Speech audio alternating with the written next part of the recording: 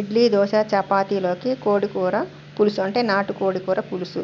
దీనికి కావాల్సిన పదార్థాలు: ఒక కడాయిలో నూనె వేసుకొని ఉల్లిపాయ పేస్ట్ని వేసి వేయించి, కొద్దిగా కరివేపాకు, కొత్తిమీర వేసి వేయించి, ఈ నాటుకోడి ముక్కల్ని వేసి ఉప్పు, పసుపు వేసి ఒక 10-15 నిమిషాలు మీడియం ఫ్లేమ్ మీద ఆ నూనెలో చక్కగా వేయించుకొని ఉడికించుకోవాలి. తర్వాత దీంట్లో గసగసాలు, ధనియాలు, చెక్క, లవంగ, యాలక్కాయలు, మిరియాలు దంచిన పౌడర్ని వేయాలి. తర్వాత కారం వేయాలి.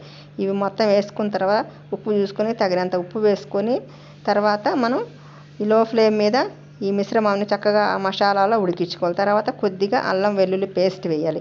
ఇలా అల్లం వెల్లుల్లి పేస్ట్ వేసిన తర్వాత బాగా ఉడికిన తర్వాత ఒక 1/2 లీటరు నీళ్లు పోసుకొని చక్కగా మీడియం ఫ్లేమ్ మీద ఉడికించుకోవాలి. ఉడికించిన తర్వాత కొబ్బరి పౌడర్ని కొద్దిగా వేయాలి. కొబ్బరి పౌడర్ వేసిన తర్వాత ఈ కొద్దిగా మనకి కూర మనకి ఇడ్లీ, చపాతీలోకి చక్కగా చిక్కగా కొద్దిగా పులుసుగా ఉన్నట్లు ఉంచుకొని, తర్వాత కొత్తిమీర, కరివేపాకు